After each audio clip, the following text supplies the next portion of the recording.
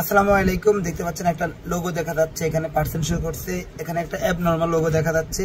তো এটা হচ্ছে চার্জিং এররের লোগো অথবা টেম্পারেচার এররের লোগো। তো এই অবস্থায় মোবাইল চার্জ শো করলেও কিন্তু চার্জ হবে না, পার্সেন্ট আরও উল্টা কমে যাবে। ফ্ল্যাশ ফোন অন করলে দেখবেন টেম্পারেচার এররের একটা নোটিফিকেশন এসে মোবাইলটা কিছুক্ষণের মধ্যে অফ হয়ে যাবে।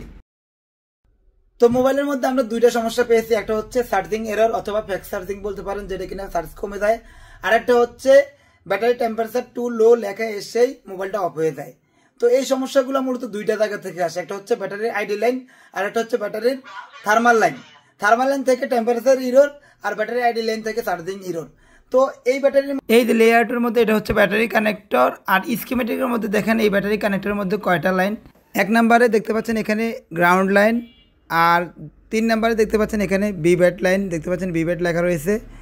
আর এখানে দেখতে পাচ্ছেন 2 নম্বরে যেটা রয়েছে সেটা হচ্ছে এনটিসি লাইন বলতে পারেন অথবা ব্যাটারি টেম্পারেচার এডিসি। এডিসি মানে হচ্ছে অ্যানালগ টু ডিজিটাল সার্কিট।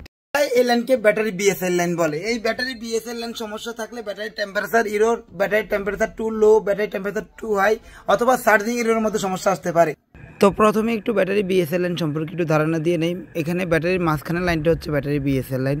তো মাদারবোর্ডে থাকা কানেক্টরের মধ্যে পাওয়ার আইসি থেকে একটা 1.8 ভোল্টের একটা রেজিস্টার হয়ে এই ব্যাটারি কানেক্টরের মধ্যে আসে। দেখতে পাচ্ছেন এখানে বিডিডি 1.8 একটা 47 কিলো ওহমের রেজিস্টার হয়ে ব্যাটারি কানেক্টরের মাঝখানে লাইনের মধ্যে আসছে। এটা হচ্ছে একটা ডিভাইডার সার্কিটের R1 রেজিস্টার। আর যখনই আমরা মোবাইলে ব্যাটারি লাগাই, ব্যাটারির বিএসএল লাইনের মধ্যে আরও একটা রেজিস্টার থাকে R2 নামে, যার একমাত্র গ্রাউন্ডে থাকে। এই গ্রাউন্ডে থাকার ফলে ব্যাটারির কানেক্টরে আসা 1.8 ভোল্টেজটাকে কমিয়ে একটা ফিডব্যাক লাইন দিয়ে থাকে পাওয়ার আইসির ফুয়েল গেজের মধ্যে ব্যাটারি টেম্পারেচার এডিসি নামে এই লাইন দিয়ে। তো এবার আসা যাক সমস্যাটা হয় কোথা থেকে। ব্যাটারির বিএসএল লাইনে মানে মাঝখানের লাইনে যদি কোনো কার্বন জমে থাকে অথবা ব্যাটারির থাকা যে রেজিস্টারটা রয়েছে রেজিস্টারটা যদি নষ্ট হয়ে যায়, সেক্ষেত্রে ব্যাটারিটা চেঞ্জ করলে সমাধান হয়ে যায়। আর না হয় যে ব্যাটারির কানেক্টরের মধ্যে যে দুইটা রেজিস্টার হয়ে লাইন আসছে, একটা রেজিস্টারের লাইন আসছে আর একটা রেজিস্টার হয়ে ফিডব্যাক লাইন গেছে, এই দুইটা রেজিস্টারের ভ্যালু কমে গেলে অথবা বেড়ে গেলে। তো আমরা এখন প্র্যাকটিক্যালি দেখবো এই রেজিস্টারগুলোর ভ্যালু কমে গেছে না বেড়ে গেছে। স্টেপ বাই স্টেপ কন্টিনিউ করতে থাকুন। এই ধরনের ভিডিও প্রতিনিয়ত আমি আমার পেজে দিয়ে থাকি, ভিডিওটা শেয়ার দিয়ে ভালো রেখে। তো এখানে দেখতে পাচ্ছেন দুইটা রেজিস্টার, উপরের রেজিস্টারটা হচ্ছে 47কে 1% দেওয়া, মানে একটু বেশি কম হতে পারে, আর নিচের রেজিস্টারটা হচ্ছে 510 আর। এই আর শুধু আর মানে হচ্ছে ওহমস, 510 ওহমস আর হচ্ছে 47কে ওহমস। একটা কথা ক্লিয়ার করে রাখি, যেটা ওহমসে থাকে 510 বলেন, 800 বলেন, 700 বলেন, 300 বলেন, 200 বলেন অথবা 0 বলেন, এই রেজিস্টারগুলো আপনারা চাইলে জাম্পার করতে পারবেন। তবে কিছু কিছু ক্ষেত্রে 1K রেজিস্টার জাম্পার করা যায়। আর যেটা 47K সেখানে কিন্তু জাম্পার চলবে না, সেখানে রেজিস্টার চেঞ্জ করতে হবে যদি কোনো প্রকার ভ্যালু কমে যায় অথবা বেড়ে যায়। তো এখানে উপরের রেজিস্টারটা আর ওখানে নিচের রেজিস্টারটা, ওখানে নিচের রেজিস্টারটা 510 ছিল, দেখতে পাচ্ছেন এখানে 528, সামান্য পরিমাণ ভ্যালু বেশি, কোনো সমস্যা নাই।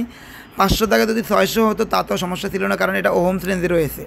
তবে যে রেজিস্টারের মধ্যে 47K ওহমস থাকার কথা সেখানে 24 কিলো ওহমস রেজিস্টার, দেখতে পাচ্ছেন 24-এর সাথে কে ওহমস লেখা রয়েছে, 24 কিলো ওহমস রয়েছে, তার মানে নিচের রেজিস্টারটা খারাপ রয়েছে। তো 47K ওহমস থাকার কথা যেখানে 24 কিলো ওহমস পাইছে, তাহলে আমরা এই রেজিস্টারটা চেঞ্জ করে দেখি কাজ হয় কিনা।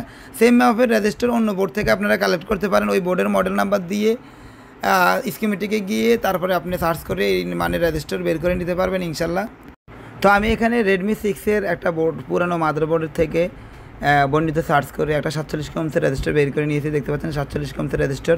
তো এই রেজিস্টারটার লোকেশনটা আমরা আবার লেআউটে গিয়ে দেখব। লোকেশন হচ্ছে সিমটের পাশে, দেখতে পাচ্ছেন একটা রয়েছে এলডি রয়েছে, এলডির উপরে এই রেজিস্টারটা মূলত রয়েছে। তো এখন বোর্ড থেকে খুঁজে বের করে এই রেজিস্টারটা আমরা ওইখানে লাগিয়ে দেখব। তো আর একটা কথা ক্লিয়ার করে রাখি, কোনো রেজিস্টার বোর্ডে রেখে মাপলে ভ্যালু একটু 19-20 আসতে পারে, সেক্ষেত্রে কনফিউশন হওয়ার কোনো কারণ নাই। যদি 47K জায়গায় আমি 40K, 42K, 43K লাগাই, কোনো সমস্যা নাই, আমার কাজ হয়ে যাবে। তো আমি এই রেজিস্টারটা এখন উঠে ওখানে লাগিয়ে দেবো। তো 47K ওহমসের রেজিস্টারের জায়গায় আমি সেম হুবহু ভ্যালুর একটা রেজিস্টার লাগাচ্ছি, যদি একটু কম হতো কোনো সমস্যা নাই। তো যদি পাশের রেজিস্টারটা খারাপ হতো সেক্ষেত্রে আমি রেজিস্টারটা চেঞ্জ করতাম না, যেটা 510 ওহমসে ছিল ওইটাতে আমি জাম্পার মেরে দিতাম, তাহলে ওইটার কাজ হয়ে যেত। যেহেতু আমার ওই রেজিস্টারটা ভালো ছিল, আশা করি আমার এই রেজিস্টারটা চেঞ্জ করলে কাজ হয়ে যাবে। প্রতিনিয়ত আমি এই ধরনের ছোটো ছোটো ট্রিক, ছোটো ছোটো টিপস আমার এই ইউটিউব চ্যানেলে আমার পেজের মধ্যে দিয়ে থাকি। যদি ভালো লাগে আমার ইউটিউব চ্যানেলটি সাবস্ক্রাইব করে দেবেন, আমার পেজটি ফলো করে দিবেন।